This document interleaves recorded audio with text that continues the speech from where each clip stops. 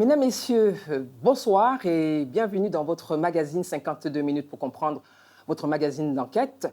Je suis ce soir dans le bureau de l'administrateur de l'agence Emploi Jeune, M. Quadio Jean-Louis. Bonsoir, monsieur. Bonsoir, madame. Nous nous retrouvons donc après ce reportage pour notre entretien. Selon le dernier recensement de la population en 2014, 78% de la population a moins de 35 ans. Concernant le taux de chômage des jeunes qui ont entre 18 et 40 ans, il est officiellement de 2,8%. Afin d'offrir des opportunités d'emploi à cette frange importante de la population, il y a 5 ans, l'État a créé l'agence Emploi Jeune pour les diplômés et les non-diplômés. Ses missions sont entre autres l'information et l'orientation des jeunes sans emploi, la mise en œuvre de programmes pour leur insertion professionnelle, le financement de projets générateurs de revenus et créateurs d'emplois pour d'autres jeunes. Entre 2016 et 2018, 300 000 jeunes se seraient inscrits en ligne sur le site de l'agence et 173 000 d'entre eux auraient bénéficié de programmes de formation et d'insertion professionnelle. Il se dit qu'une centaine d'entreprises feraient confiance à l'agence Emploi Jeune, et ceci depuis sa création. L'agence Emploi Jeune peine toutefois à se développer et à gagner en crédibilité. Alors, beaucoup de questions demeurent concernant cette agence. Comment intervient-elle et dans quel secteur? À elle seule peut-elle résorber le chômage des jeunes en Côte d'Ivoire? Elle seule peut-elle offrir à ces jeunes un emploi stable et décent? Comment contribue-t-elle au développement de l'entrepreneuriat des jeunes? Ce soir, mesdames, messieurs, je vous invite à travers ce reportage inédit réalisé par les équipes de Soprod à suivre plusieurs jeunes en quête de travail entre formation, stage d'apprentissage et emploi, et vous verrez que ce n'est pas tous les jours facile.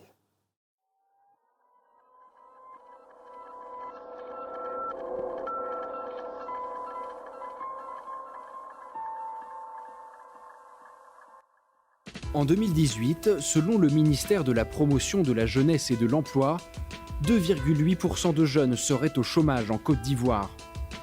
Pour répondre à cette problématique, l'État a mis en place en 2015 une agence, l'agence Emploi Jeune. Yopougon, quartier camp militaire. 3 fois par semaine, Naomi, jeune diplômée, se rend au cybercafé de son quartier.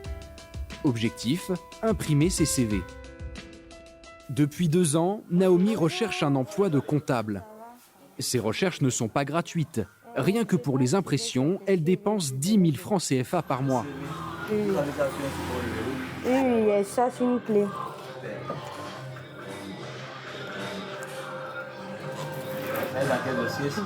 Dossier Nao. Est-ce que vous avez eu des formations dans la rédaction de CV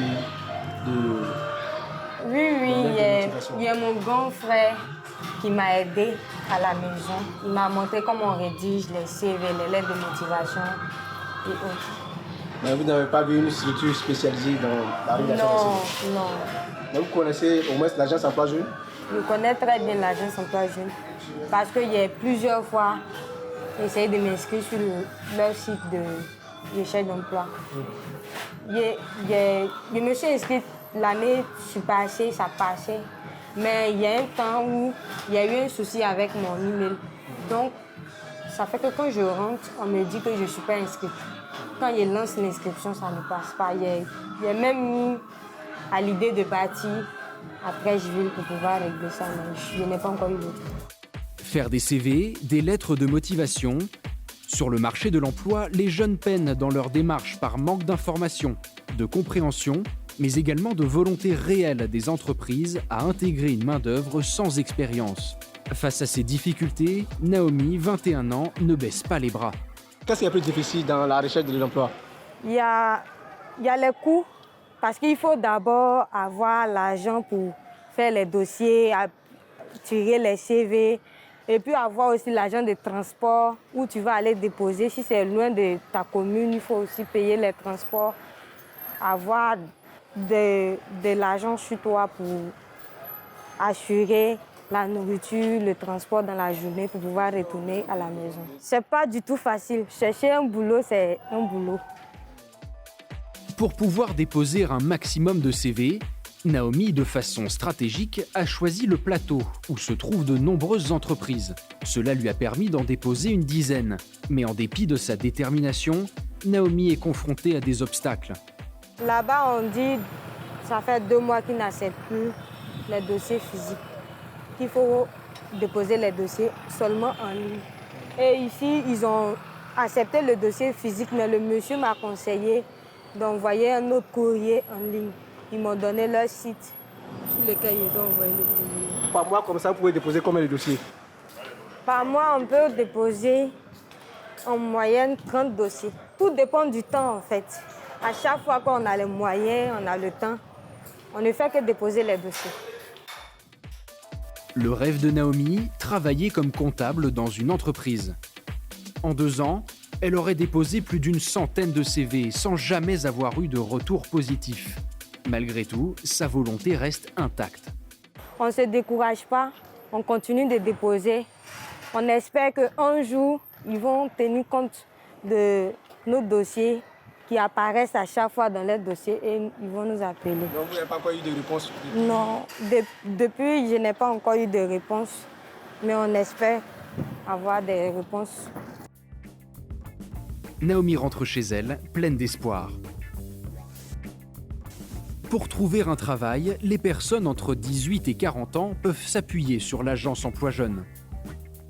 Mais depuis quelques mois, une fausse information circule sur cette structure. Djeneba Koulibaly travaille à l'accueil de cette agence depuis 1 an et demi. Bonjour monsieur. En fait, excusez-moi pour le dérangement. Oui. J'ai reçu un message d'un ami sur WhatsApp concernant le recrutement de 500 gestionnaires des ressources humaines. D'accord. Je voulais savoir d'abord si vous êtes inscrit sur le site de l'agence Emploi Jaune. D'accord. Premier lieu, d'abord, c'est une fausse alerte. Alors, c'est une offre qui date de 2017. Donc, on a fait un communiqué pour dire que cette information est fausse. Maintenant, moi, ce que je vais vous conseiller, c'est de faire l'inscription en ligne de l'agence Emploi Jeune. Faites l'inscription. Quand vous avez ce genre d'informations, vous battez directement sur votre page de l'agence Emploi Jeune pour voir si l'information est sur la page. Si c'est sur la page, vous postulez directement. Toutes nos informations sont sur le site de l'agence Emploi Jeune. Comment procéder par l'inscription? On va vous aider à faire l'inscription directement ici. Là, on va vous expliquer en même temps comment partir sur la page, comment postuler les différentes offres d'emploi. Et quand vous êtes inscrit, quand vous finissez de faire l'inscription, il faut aussi postuler aux offres d'emploi. Est-ce que ça arrive très souvent d'avoir justement ces fausses alertes? Bon, c'est la première fois parce que ça, depuis le mois de juin, il y a une information qui circule sur WhatsApp. Disons que l'agence Emploi Jeune recrute 500 personnes en RH-Com. Donc, on a fait un communiqué sur le site de l'agence Emploi Jeune pour dire que, pour démentir cette information. Jusqu'à présent, quand les gens reviennent encore avec cette même information. Comme aussi, on leur dit aussi, si on leur demande soit de venir avec l'argent, le nom de l'agence Emploi Jeune, c'est faux, puisque l'agence Emploi Jeune, toutes les offres sont gratuites. Des rumeurs, des arnaques se propagent à Abidjan sur l'agence Emploi Jeunes, faute d'informations précises sur cette structure publique. L'agence Emploi Jeunes a pour mission, entre autres, de favoriser l'insertion professionnelle, de mettre en œuvre des programmes de réinsertion professionnelle, de favoriser l'accès au crédit des jeunes porteurs de projets. Pour permettre aux jeunes de s'inscrire en ligne ou de consulter des offres d'emploi, 4 ordinateurs sont mis à disposition dans le hall d'entrée. Des hôtesses d'accueil sont là pour guider le public. Vous allez remplir ici. Voyez, non? Vous allez mettre votre diplôme. Vous allez mettre votre secteur d'activité, votre niveau d'études. Si vous avez déjà eu travail une fois, vous allez mettre ici. Si vous n'avez pas d'expérience, vous mettez 0. Quand vous venez ici, vous cliquez sur aucune. Ouais. Il y a beaucoup ici à remplir ici. Votre situation actuelle, catégorie du demandeur, qu'est-ce que vous recherchez? Mais ici, il y a la date de chômage et puis le numéro CNPS, là, vous laissez. Voilà. Est-ce que vous avez terminé? Oui, la première étape est déjà finie. Et Est-ce qu'on va procéder à une deuxième étape? D'accord. Et en quoi ça consiste? Et là, maintenant, il va dire il a quel niveau d'études, quels sont ses diplômes, il a fréquenté dans quelle école, qu'est-ce qu'il recherche. C'est cette fiche-là maintenant qu'il doit renseigner avant de pouvoir postuler. Quand ils vont aussi, ils s'arrêtent sur la première étape. Donc quand ils finissent, ils nous appellent pour nous dire qu'ils n'arrivent pas à postuler. Et nous, on leur montre comment ils doivent faire. Depuis 2015, environ 300 000 personnes issues de l'ensemble du territoire figurent dans la base de données de l'Agence Emploi Jeunes, avec 70 000 inscriptions par an de diplômés et de non-diplômés. On a toutes sortes de personnes, non diplômées, diplômées. Il y en a d'autres qui viennent d'abord pour prendre des informations. Souvent même, très souvent, ce sont les parents qui viennent à la place de leurs enfants pour avoir des informations. Donc on leur donne les différentes fiches, on leur essaie de leur expliquer, soit on leur dit de dire à l'enfant s'il est à Abidjan, de venir, s'il est dans une autre ville, qui se rend directement dans les guichets emploi. Et pour les non-diplômés, comment ça se passe? D'abord, ils ont la même inscription comme les autres, ils sont pris de la même manière. Donc c'est à eux maintenant qu'on fait l'inscription en ligne pour qu'ils aient accès à ces différentes offres d'emploi. Donc quand on finit de les inscrire, on leur montre les différences. S'il y a des formations qui peuvent les aider, on leur demande de postuler, on les aide à faire ça et puis ils font la formation. Soit s'il y a un emploi qui ne demande même pas de diplôme, ils postulent à l'offre. 5 310 jeunes non diplômés ont été insérés dans divers secteurs d'activité où la demande de main-d'œuvre est forte, dont la salubrité urbaine et le BTP. L'une des responsabilités de Clarisse Pani, conseillère emploi, est de prospecter afin de trouver des entreprises qui accepteraient d'accueillir en leur sein ces jeunes en quête d'emploi. Je vais aller proposer les offres de services de l'Agence Emploi Jeunes, en particulier le recrutement de personnel. Dans quel domaine? Les domaines qui intéressent l'employeur. Le but, c'est de savoir quels sont les profils que l'entreprise recherche en général quand elle recrute. Et puis, si elle peut s'adresser à nous pour ces recrutements-là, dans la mesure où nous, on a tous les profils. Voilà, puisque notre base de données recense tous les demandeurs d'emploi, peu importe le niveau d'études, la formation et autres. L'objectif de cette prospection est de présenter des CV qui répondront aux attentes de l'entreprise pour des stages de fin de formation et des emplois directs. Bonjour madame. Je suis Clarisse Yabi, conseillère emploi à l'agence de Trèche. Serge du directeur général d'IHL. Tu peux? Oui, vous pouvez. Merci. Je souhaiterais vous présenter ce qu'on fait, ce qu'on vous propose comme activité pour vous accompagner. Ok, pas de problème. Donc, sur le volet recrutement précisément, qu'est-ce que vous proposez? On a la possibilité de vous fournir des travailleurs pour ce qui concerne des stages, pour ce qui concerne des travailleurs qui sont confirmés, c'est-à-dire en CDD ou en CDI. Et on a la possibilité de vous envoyer également des stagiaires. Et comment ça se passe, le processus? Le processus, il est simple.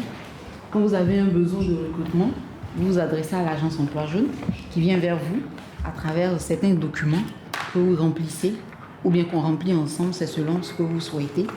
Et puis, ces documents-là sont acheminés sur le site de l'Agence Emploi Jeunes pour permettre à toute la population intéressée de pouvoir postuler. Si par exemple on vous fait une demande, quel délai vous prenez pour nous fournir votre shortlist de 3? Donc l'offre passe généralement 5 jours sur le site. Après les 5 jours, on récupère la liste de tous les postulants. Il faut les convoquer pour les tests d'abord, ensuite les entretiens et puis vous les proposez. Donc on a 1 semaine en ligne et 1 semaine de traitement. Au bout des 2 semaines, on vous envoie des candidats.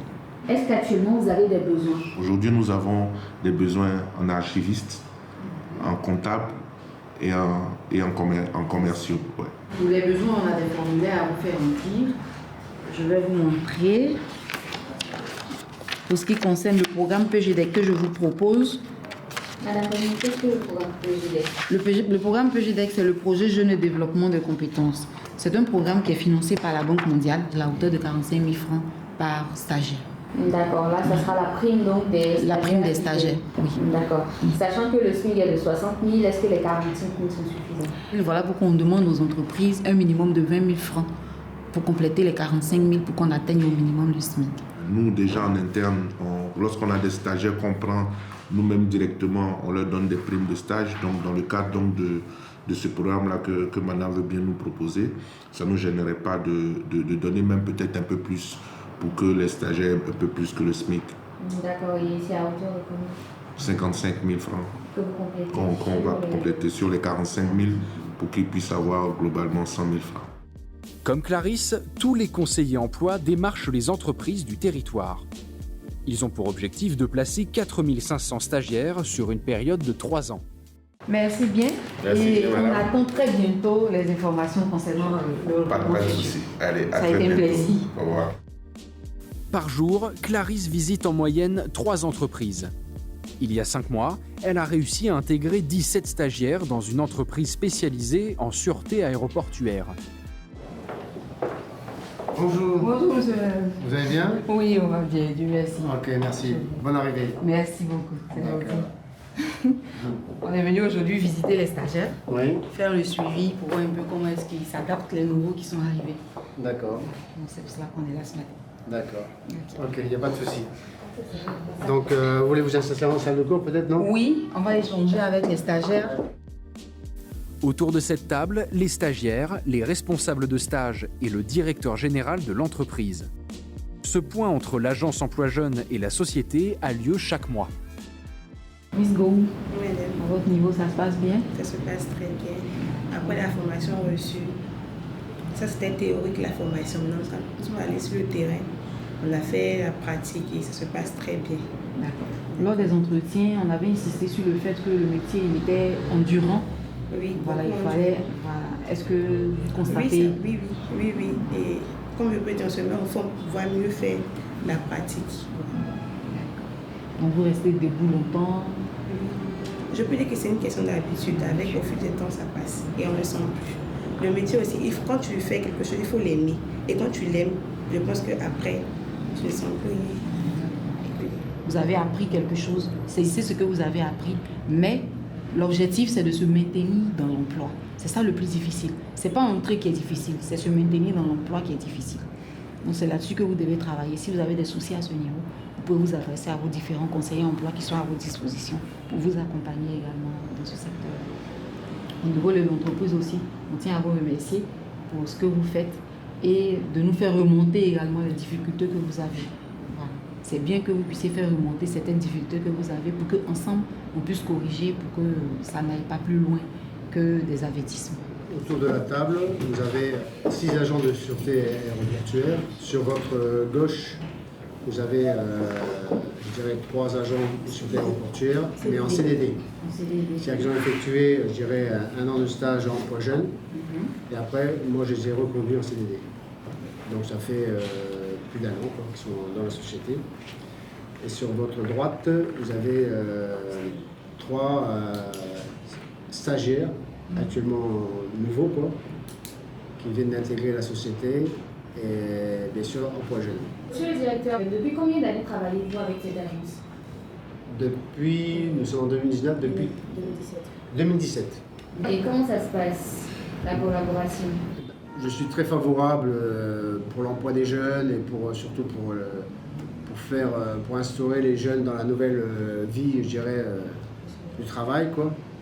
Donc j'ai eu l'idée, bien sûr, grâce à ma ressource humaine Nadine, qui faisait partie de ce milieu-là. Donc elle m'a expliqué un peu comment ça fonctionnait et comment étaient, bien sûr, les paramètres à prendre en compte pour pouvoir accepter et envisager un partenariat, je dirais, avec les emplois jeunes. Je voulais ajouter que dans le domaine de la sûreté aéroportuaire, les agents de sûreté, on n'a pas d'école qui les forme. Donc ils bénéficient d'abord d'une formation en agent de sûreté avant de se mettre au travail. Donc ce sont des gens qu'on va dire qu'on reconvertit carrément dans un autre secteur. Avec quelle base? Avec une base d'un bac plus 2. Voilà, peu importe le domaine, bac plus 2. Dans ce partenariat, tout le monde est gagnant. L'entreprise qui dispose de stagiaires à moindre coût, le stagiaire qui est formé en vue d'être engagé dans l'entreprise et l'agence emploi jeune qui, grâce à ce partenariat, joue pleinement son rôle. L'agence emploi jeune compte 20 agences régionales et plus de 200 guichets emploi. À ce jour, environ 300 000 jeunes sont enregistrés comme demandeurs d'emploi. Entre 2016 et 2018, 173 000 d'entre eux ont bénéficié des programmes de formation et d'insertion professionnelle. Déborah, jeune diplômée en ressources humaines et communication, cherche un travail depuis 2 ans, en vain. Elle a donc décidé de suivre une formation aux techniques de recherche d'emploi. Et c'est Clarisse qui assure la formation. Bienvenue à l'agence emploi jeune.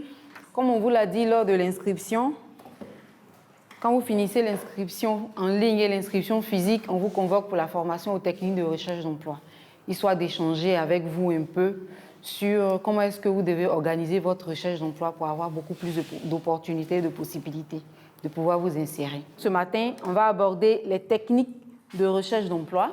Quelle est votre vision dans votre recherche d'emploi? Est-ce que vous connaissez le marché de l'emploi? Vous connaissez déjà les CV, les lettres de motivation, mais est-ce que vous les rédigez correctement? D'accord? Connaître les cibles utiles en matière de recrutement. Dans cette salle, une cinquantaine de jeunes issus de formations différentes. La plupart ignorent tout des techniques de recherche d'emploi. Pour s'orienter sur le marché de l'emploi, il y a des éléments de contact qu'il faut déposer sur le marché, qui sont les CV et la lettre de motivation. Comment est-ce qu'on les rédige? Comment est-ce qu'ils doivent se présenter? Quelles sont les erreurs à éviter dans ces différents documents-là? N'écrivez pas en haut sur votre CV « curriculum vitae ». Ça, ce n'est pas le titre de votre CV. Votre CV, il a un titre. La première partie, vous devez mettre vos noms et prénoms. En haut, généralement à gauche. Nom et prénom, âge, situation matrimoniale, adresse, numéro de téléphone, adresse email. C'est vous qui définissez le titre du CV à travers cette accroche. C'est le résumé de vos points forts. Je prends l'exemple de quelqu'un qui est comptable et qui a 5 ans d'expérience professionnelle. C'est le titre de son CV. Vous avez un BTS, je dis n'importe quoi, en transport logistique. Je suis en train de faire mon CV. Les informations qui vont apparaître sur mon CV, c'est 2017, BTS, transport logistique. 2015, bac série D, lycée moderne de Papazia. C'est ça qui va apparaître sur mon CV. On n'a pas besoin de mettre toutes les autres formations.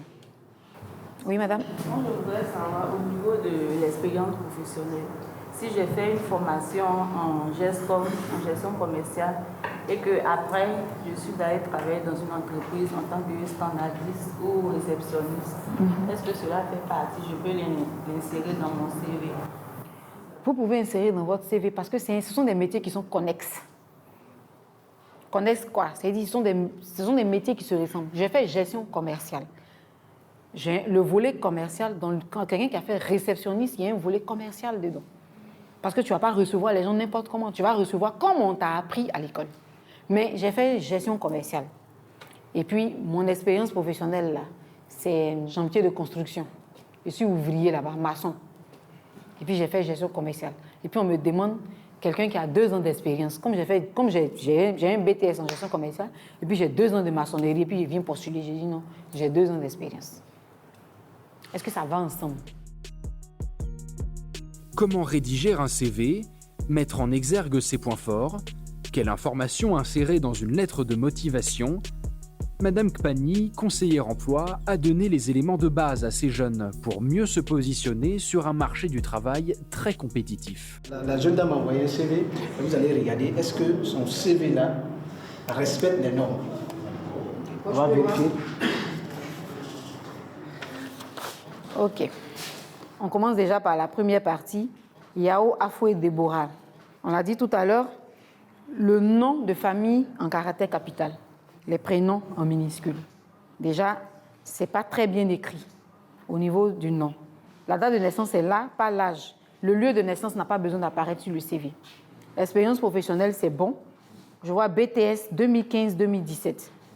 2015-2017, ça signifie que vous avez fait la formation pour avoir le BTS, mais que vous ne l'avez pas.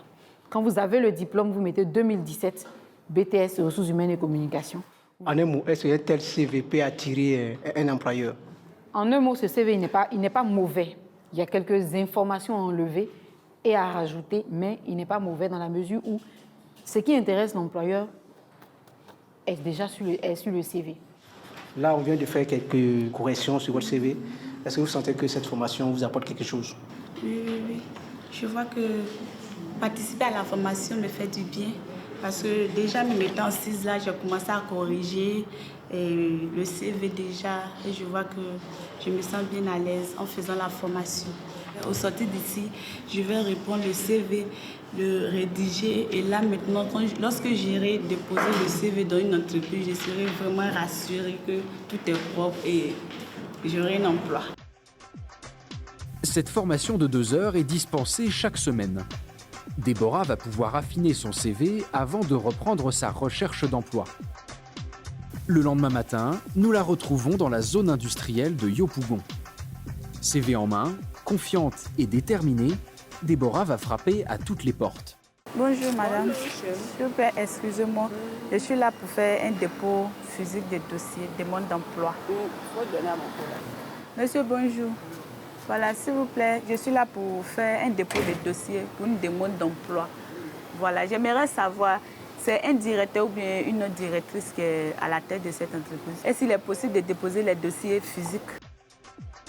Déborah a décidé de se rendre dans cette zone industrielle une fois par mois afin de postuler de façon spontanée. Il lui semble que cette stratégie est plus efficace. Comment ça s'est passé?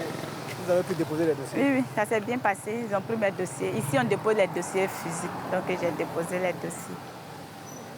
D'accord. Donc, ils n'ont pas demandé autre chose? Non, non, rien du tout. Ils m'ont seulement dit que là, ce sont les vigiles, si je peux dire, les vigiles qui reçoivent les dossiers. Puis chaque vendredi, ils vont déposer à l'administration. Donc il y a beaucoup de dossiers, même là-bas, ils ont pris pour moi aussi.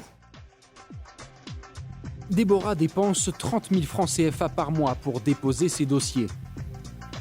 Ce montant peut doubler en fonction de la situation géographique des entreprises. C'est un budget lourd pour cette jeune fille, déterminée, mais sans emploi. Loin de se décourager, elle continue sa prospection, même dans les structures où ses dossiers sont déjà enregistrés. Comment vous faites pour rechercher l'emploi? Quelles sont les techniques que vous utilisez? Bon, la première technique, je fais des recherches sur le net. Et la deuxième technique aussi, c'est ce que vous me voyez en train de faire. Je me promène dans les entreprises, dans les coins, voilà, dans les communes pour voir les entreprises et je prends des renseignements. Voilà. Et ça vous donne beaucoup d'opportunités d'offres d'emploi? Oui, oui. À travers la formation que j'ai faite hier, il est très important de faire des dépôts physiques parce qu'on a 95% de chances d'être appelé et puis venir travailler. Par contre, les dépôts en ligne, ce n'est pas évident. C'est 5%. Ça veut dire que l'employeur même peut ne pas lire votre dossier parce qu'il est trop surchargé. Donc là, il est important de venir faire des dépôts physiques. C'est très important. Voilà. Ça nous accorde assez de chances. La problématique de l'emploi des jeunes demeure une équation à résoudre. Pour y remédier, l'agence Emploi Jeunes a mis en place le programme Agir pour les jeunes. Ce matin, M. Alain Kwame, superviseur de ce programme dans la zone régionale de Yopougon, a décidé de visiter quelques agences et guichets emploi pour s'assurer de leur bon fonctionnement. Bonjour, vous allez bien? Madame Diallo. Bonjour, comment ça va? Comment ça se passe aujourd'hui?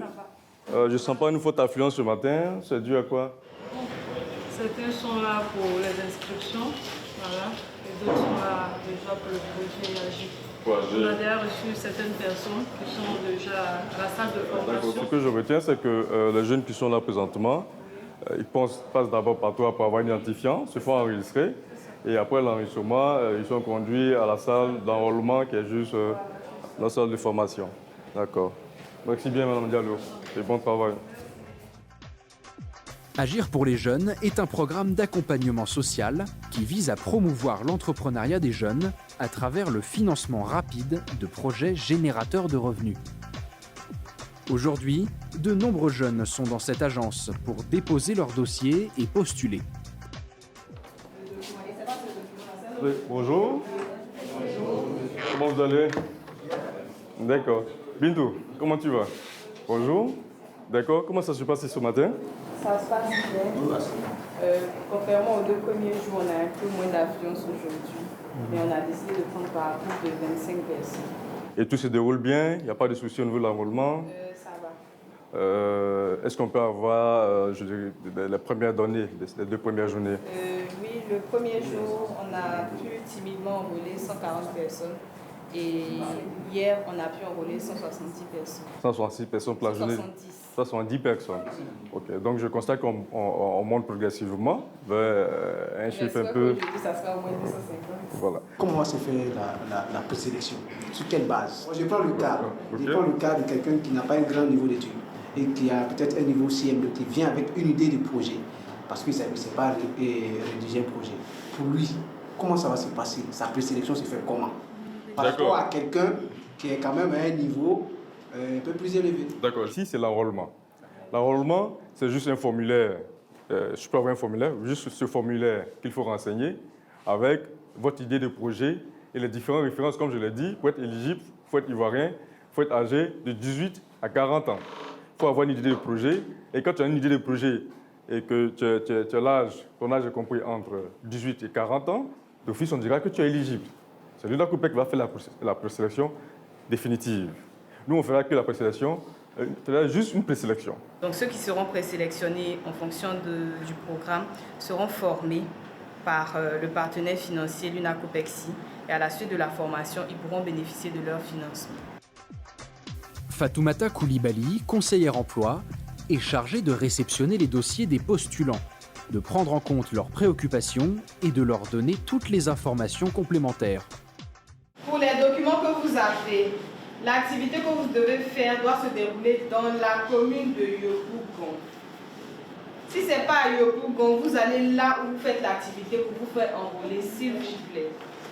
Nous travaillons avec un partenaire financier qui a des directions en fonction des communes. Donc, Yopougon ne pourra pas financer une autre commune. Mais par exemple, si moi je porte un projet de couverture nationale, qu'est-ce que je fais dans ça? Expliquez, le projet là c'est quoi? Bon, faire des projets de reboisement par exemple. Un projet de reboisement, vous commencez où? Le Pougon. Donc vous avez parlé, vous avez dit que ça allait s'étendre. Mais pour l'instant, vous commencez quelque part. Donc c'est là où vous commencez à faire vous. Quelle est l'idée de votre projet? Bon, mon projet va dans le cadre du reboisement, la ceinture verte des espaces. Mais est-ce que vous avez déjà élaboré votre projet? Le premier projet que nous avons lancé dans ce cadre, c'est le projet PUVEP. Le projet PUVEP que nous aimerions présenter à l'agence emploi jeune pour obtenir le financement. Celui-ci. Plan univers vert émergent, rémunérateur, protecteur, reboisement ceinture verte. Et vous attendez combien comme ça de l'agence emploi jeune? On attend de l'agence emploi jeune la somme de 2 500 000 et plus peut-être même. Je constate que vous êtes dans de bonnes mains avec mademoiselle Koulibaly. N'hésitez pas à lui poser les questions qu'il faut pour vous aider à mieux remplir vos formulaires. Et puis, sachez que l'agence emploi jeune, et notamment l'agence emploi jeune de Yopougon, est là pour vous. Passez l'information, soyez des relais pour nous, pour que le maximum de jeunes de la commune de Yopougon puissent bénéficier de la phase 2 de AG pour les jeunes. Donc, je me rends comme ça à Songon. Je vais aussi voir à Songon comment se déroule l'enrôlement. Et je vous souhaite beaucoup de chance pour la suite de AG2. Au revoir. Ce programme a été lancé en septembre 2019. Dans toutes les antennes, il remporte un franc succès. Alain Kwame passe d'agence en agence pour rassurer les participants. Bonjour, comment vous allez? D'accord, je vois qu'il y a une forte mobilisation. Vous avez eu l'information par rapport à AG pour les jeunes et vous êtes venu vous faire enrôler. Est-ce qu'on a commencé à vous enrôler ici? Oui. Ça se passe bien, vous n'avez pas de problème? Il n'y a pas de soucis? D'accord, vous êtes venu avec vos pièces d'identité et autres. Vous avez l'information exacte par rapport à l'enrôlement, comment ça se fait et autres. C'est basique, ce n'est pas compliqué, on ne vous demande pas grand-chose. On ne vous demande pas forcément de rédiger un plan d'affaires, forcément avant de venir être enrôlé. C'est juste un formulaire que vous venez vous remplissez sur place, vous déposez une pièce d'identité et nous, on va vous enrôler et puis éventuellement, vous serez sélectionné, formé, il y aura le suivi, vous aurez le financement qu'il faut. Donc, merci pour la mobilisation. Je vous souhaite une bonne chance. Monsieur Loukou. Oui, bonjour chef. Comment ça va? Je vais bien. Ça va bien, ça se passe ici? Ça va. Je suis venu voir un peu comment ça se passait ici à Songon. D'accord. M'enquérir un peu la difficulté ici, éventuellement s'il y a des difficultés. Et puis, relayer l'information au niveau sur la direction pour mieux adresser ces différents besoins-là. Pour l'instant, il n'y a pas de difficultés particulières à signaler. Tout se passe comme on le souhaite. D'accord. Il n'y a pas de rupture au niveau des formulaires? Non. Pour l'instant, non. Est-ce que je peux avoir déjà une idée? Voilà, nous sommes à une cinquantaine d'enrôlés depuis ce matin. Depuis ce matin? Oui, depuis ce D'accord. matin. Ok. C'est déjà bon pour la zone de Songon, oui. Une cinquantaine. J'ai vu un bon nombre encore de jeunes au niveau du... Oui, ils sont vraiment en attente. Au niveau du hall, oui. L'attente. Oui. Je suppose que ce nombre va évoluer. Les participants doivent passer un entretien afin d'exposer leur programme. L'agence doit s'assurer que le projet du futur entrepreneur soit viable. Je peux voir de votre dossier? D'accord. Vous habitez à Songo ici, c'est cela? D'accord. Actuellement, qu'est-ce que vous faites? Je suis dans le domaine du commerce, précisément le commerce de la friperie. D'accord. Ok. Donc, ce que vous savez faire, c'est le commerce. Oui. D'accord. Qu'est-ce que vous voulez faire comme activité actuellement? Qu'est-ce que vous voulez faire? Bon, je veux renforcer mon business du friperie. D'accord. Donc, vous voulez développer votre activité de vente de friperie. Alors, donc, pour une telle activité, le montant, c'est combien vous avez besoin? 300 000. 300 000 francs. D'accord. Dites-moi, est-ce que vous avez déjà bénéficié d'une formation en entrepreneuriat? Non, pas encore. Pas encore. D'accord.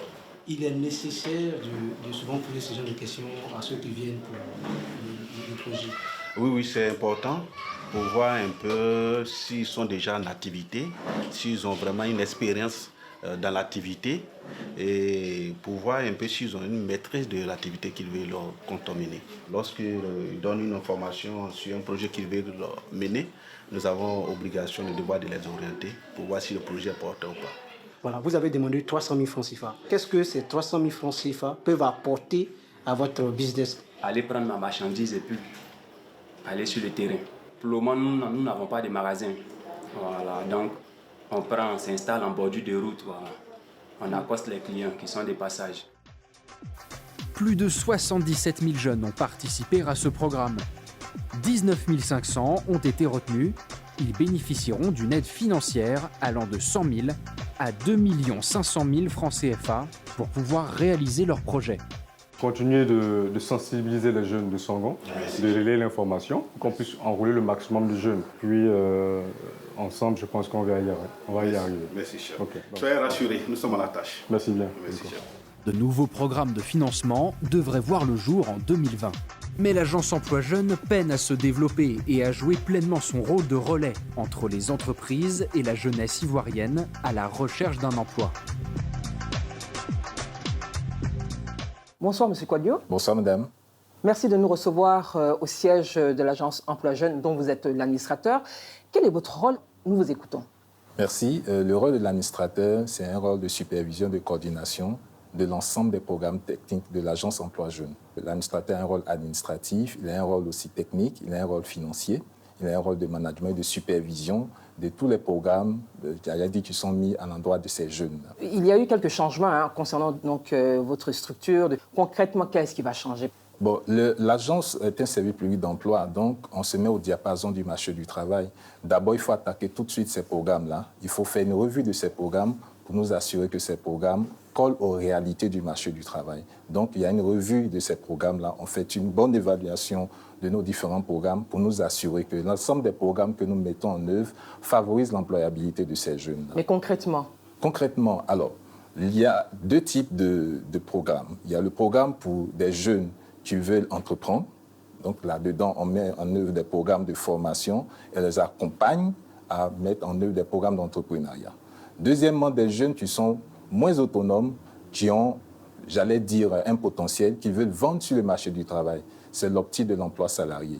Et à ce niveau, on essaie de voir si le jeune peut renforcer ses compétences à travers un programme de développement des compétences. Et puis après, on essaie de faire en sorte que le jeune ait de l'expérience à travers des programmes d'aide à l'embauche. Je voudrais savoir, qu'est-ce qui va fondamentalement changer entre ce que vous faites aujourd'hui et ce qui a été décidé? Ce qui a changé fondamentalement, c'est qu'on a revu l'organigramme de l'agence Emploi Jeunes pour permettre à cette agence d'être plus proche des populations. On a nos agences régionales qui sont renforcées, on a mis en place des guichets emploi, on est en train de développer une politique des territoires parce que nous pensons que plus on est proche des jeunes, mieux on peut avoir une meilleure prise en charge de ces jeunes et un meilleur accompagnement de ces jeunes vers l'emploi. La Côte d'Ivoire compte 31 régions. Oui. Il y a 20 agences régionales. Est-ce que vous ne trouvez pas que c'est insuffisant? Mais bon, je pense que l'effort est à saluer parce qu'on est parti d'une histoire. C'est-à-dire qu'il y avait une dizaine d'agences régionales qui étaient ouvertes. Il y a une bonne politique d'accompagnement de l'ouverture de plus de 5 agences.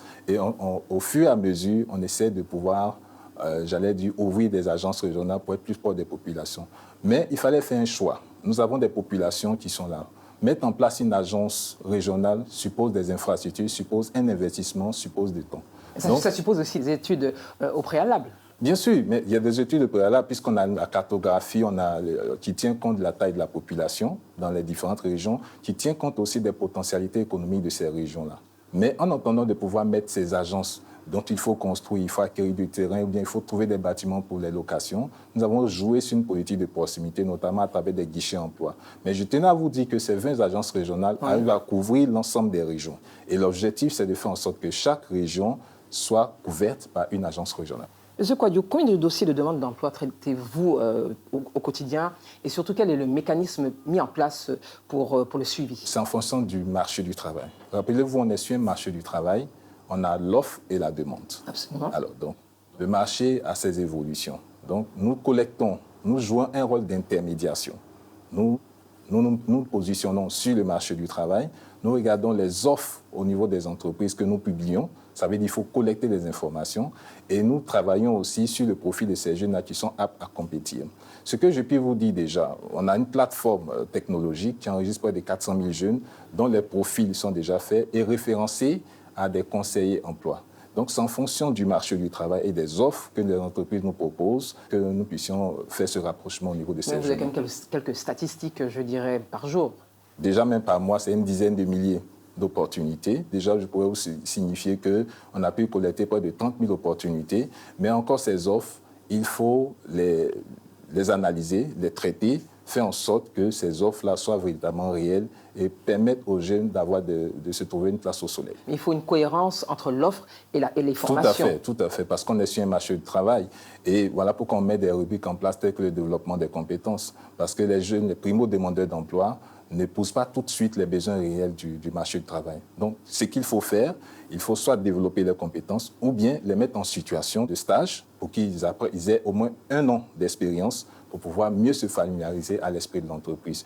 N'oubliez pas qu'on est sur un marché assez compétitif. Les entreprises sont dynamiques. Elles veulent de la plus-value, elles veulent de la valeur ajoutée. Il faut ces hommes de valeur-là pour pouvoir soutenir la croissance de ces entreprises. Mais vous avez un volet formation, donc c'est à vous de les rendre, je dirais, performants par les formations que vous leur donnez. Mais écoutez, en termes de formation, il y a 2 approches. Nous faisons ce qu'on appelle la formation complémentaire qualifiante contractualisée. Ça veut dire, ce qu'on a mis en place, c'est des formations à la carte, taillées sur mesure, qui associent les entreprises. Parce que nous pensons que l'entreprise connaît son besoin. Il y a des formations qui sont faites à l'école, mais qui sont différentes de la réalité des entreprises. Donc, nous mettons en place des modules en fonction du besoin de l'entreprise. Donc, désormais, avec les cabinets ou bien des entreprises qui disposent d'une structure de formation, nous faisons un contrat avec ces entreprises pour nous assurer que les formations qui sont complémentaires répondent aux besoins de ces entreprises-là. On fait en sorte que ces formations soient véritablement accompagnées de stages. On fait en sorte aussi que ces formations soient le plus pratiques et prennent moins de temps. Parce que plus les formations durent, ça finit par ennuyer le jeune et puis le jeune connaît une sorte de désertion de ces formations. En parlant justement de stage, certains jeunes ont été insérés donc en entreprise, succès. En revanche, d'autres jeunes en stage sont toujours aujourd'hui en attente du paiement de leur indemnité ou des primes. Que leur répondez-vous? Bien, je voudrais dire qu'on a fait beaucoup d'efforts pour pouvoir résorber ce problème. Déjà, il y avait des dettes antérieures. Je pense qu'à la fin de l'exercice 2019, nous avons fait l'effort de régler tout ce qui est paiement direct de ces jeunes. Il n'y a que des jeunes qui continuent un processus. Nous passons d'une année à une autre. Avec le mois de janvier qui est un mois tampon, je pense que des mesures sont en train d'être faites à l'ouverture de ce budget pour les prendre en charge. Donc, je voulais rassurer les jeunes sur cette question qui est délicate, qui est suivie de près par les services de l'Agence Emploi Jeunes. Monsieur Kouadio, et les jeunes qui n'ont pas été placés en entreprise, que doivent-ils penser et attendre? En tant que service public d'emploi, nous jouons un rôle d'intermédiation et d'accompagnement de ces jeunes, avec une probabilité d'insertion. Donc, le jeune peut avoir 2 chances. La première chance, c'est que dans l'entreprise où il a eu à faire le stage, il peut se faire embaucher, ou bien, s'il n'a pas eu l'occasion de se faire embaucher, il a acquis déjà une expérience où il peut encore revenir sur le marché du travail et vendre ses compétences. Donc nous encourageons vivement des jeunes à saisir toutes ces opportunités-là, mais il n'est pas évident que tout de suite, le jeune puisse se faire embaucher dans une entreprise. L'entreprise a ses besoins, a ses contraintes. Donc nous respectons le besoin de ces entreprises-là, mais nous encourageons les jeunes vivement à capitaliser tous ces acquis-là et revenir se battre sur le marché du travail. Est-ce que ces jeunes ils peuvent revenir vers vous, ceux qui n'ont pas été placés en entreprise, ou ils doivent eux-mêmes être à la recherche de travail? Écoute, on a des conseils emploi qui sont disponibles. En matière d'accompagnement, il y a deux types. Il y a des jeunes qui sont de plus en plus autonomes. Naturellement, on peut les laisser aller se battre sur le marché du travail. Il y a des jeunes qui ont besoin d'être accompagnés. Aussi longtemps qu'il a besoin des services, nos conseils emploi sont à leur disposition pour les accompagner sur le marché du travail. Alors, vous visez l'insertion de 500 000 jeunes entre 2019 et 2020. Aujourd'hui, où en êtes-vous? Aujourd'hui, avant d'arriver à ce chiffre de 500 000, nous avons, j'allais dire, fait une collecte d'opportunités auprès de ministères, d'institutions, d'entreprises. Et nous avons pu collecter près de 346 000 opportunités. Comment vous garantissez la transparence dans le recrutement? Nous avons une plateforme technologique. Le jeune qui veut bénéficier des services de l'agence emploi jeune s'inscrit sur notre plateforme. Il a un numéro, il est référencé à un conseiller emploi ou à un conseiller projet. Une entreprise veut recruter 10 jeunes. Nous apportons 30 jeunes à cette entreprise. Et à partir de cela, l'entreprise elle-même, qui a le résumé des PV, des différents tests qui sont déjà faits, choisit les 10 personnes. Au final, ce n'est pas l'agence emploi jeune qui impose les jeunes aux entreprises, c'est les entreprises qui ont besoin d'un certain profil. À partir de ce profil, il y a un tri systématique qui se fait sur la plateforme. À partir de ce tri systématique, en fonction des nombres et des capacités de l'entreprise, nous reversons cette liste au choix délibéré de l'entreprise. Monsieur Kouadio, comment vos listes sont-elles faites concernant ces jeunes qui vont en stage? Parce qu'il y a des rumeurs de favoritisme, de non-transparence. Je ne veux pas dire de parler de copinage, mais beaucoup de questions se posent. Pas du tout. Et tout le lancement de nos programmes font l'objet d'une bonne communication, d'un relais d'informations dans les différentes régions, d'un appel aux jeunes à venir postuler à ces différentes offres de services de l'agence emploi jeune. Lorsqu'il y a une sélection définitive, nous publions sur notre site internet la liste des jeunes qui bénéficient de nos différents services. Il n'y a pas du favoritisme qui est fait. Sur un de vos programmes, oui, permis de conduire, oui. Un jeune se serait rendu à l'agence emploi jeune après avoir été appelé parce qu'il aurait été sélectionné, selon ce qu'il a écrit. Et arrivé sur les lieux, donc à l'agence emploi jeune, il n'aurait pas vu son nom sur la liste des personnes retenues. Le mécontentement de ce jeune figure sur votre plateforme. Il y a des comités de sélection qui sont mis en place. Je ne pense pas que mes agents puissent faire des appels à des jeunes et ils n'ont pas pris la disposition de voir que son nom figure sur la liste. Quel est l'espace réservé aux personnes en situation de handicap dans vos différents projets, emploi, stage et placement en entreprise? D'abord, on a une bonne politique de genre en ce qui concerne l'agence emploi jeune. Au moins 30% de femmes bénéficient de nos différents services. Avec le programme que nous mettons en œuvre avec la Banque mondiale, nous avons arrêté un chiffre d'au moins 10% de personnes en situation de handicap à prendre en compte dans nos différents services. Nous ne travaillons pas seuls, nous travaillons aussi avec le ministère de l'Emploi et de la Protection sociale, avec une direction spécialisée qui prend en compte ces personnes en situation de handicap. L'agence est ouverte à tout jeune, qu'il soit lettré, qu'il ne soit analphabète, qu'il soit en situation de handicap ou pas. Nous sommes ouverts à toutes sortes de jeunes. Pour revenir à ces jeunes en situation de handicap, vous avez un ratio ou des secteurs dans lesquels ils auraient été réinsérés? Alors, en ce qui concerne le handicap, c'est en fonction du type d'handicap qu'on arrive à trouver le meilleur canal d'insertion du jeune. Donc voilà pourquoi on associe la direction en charge de prise en charge des personnes en situation de handicap. 11 milliards de francs CFA, dit-on, sont mobilisés pour la période 2019-2020 concernant la seconde phase du projet Agir pour les jeunes, pour un financement de plus de 19 000 personnes. 19 500 personnes. À ce jour, quel est le montant investi et combien de personnes, en réalité de jeunes, ont été touchées? En ce qui concerne Agir pour les jeunes, les montants étaient déjà mobilisés à travers nos fonds d'appui à l'insertion qui sont en tendance autour de 10 milliards, qui visent 19 500 jeunes. Je voudrais rappeler qu'on est passé lors du lancement de la première édition de Agir pour les jeunes, on était à 8 000 jeunes. Le succès de cette opération fait qu'aujourd'hui, on a un taux de remboursement de cette première édition à 84%. ce qui a permis un bon retour sur investissement pour pouvoir mobiliser des ressources complémentaires pour pouvoir passer à échelle. Donc nous envisageons déjà dans cette deuxième édition de toucher 19 500 jeunes. Pour l'année 2020, on va passer à une centaine de milliers de jeunes à travers la mobilisation de certains bailleurs qui seront intéressés par le financement de cette opération. Alors les jeunes sont donc financés dans leur projet générateur de revenus par des établissements financiers. Quel est le taux? Dans la première édition, nous étions à 12%, oui. C'est-à-dire 1% en moyenne par mois. Et pour cette seconde phase, nous avons fait des négociations avec des banques qui ont bien voulu accompagner autour de 10%, 18% le remboursement de ces crédits-là, avec une moyenne, on pourra calculer, mensuelle à moins de 1%. Quelle est la périodicité? Au maximum 24 mois. Monsieur Kouadio, il y a des entreprises qui acceptent, on l'a vu, en leur sein, des jeunes qui sont, pour certains, insérés. Vraiment, elles font de très bonnes affaires. Vous avez un commentaire par rapport à cela? Les jeunes sont une force économique. Les jeunes ne demandent qu'à avoir une expérience et ils demandent qu'à prouver. Je crois qu'un dispositif est mis en place aussi au niveau de la NES fiscale pour faciliter, pour encourager les entreprises à pouvoir donner ne serait-ce qu'un stage pour valider un diplôme ou bien donner de l'expérience à ces jeunes-là. Mais pour les retours que nous avons, les jeunes ont apporté beaucoup de dynamisme à ces entreprises-là. Et on entend de développer ce qu'on appelle le life skills. Pour le commun des mortels. Mais le life skills, c'est le comportement que les jeunes doivent avoir. Le comportement de la ponctualité, du respect de l'autorité, le comportement en termes de diligence dans le travail. Et je pense que ce sont ces atouts-là que nous mettons en termes de sensibilisation de nos jeunes qui vont aux entreprises, parce que c'est là qu'ils jouent une carte importante de l'insertion.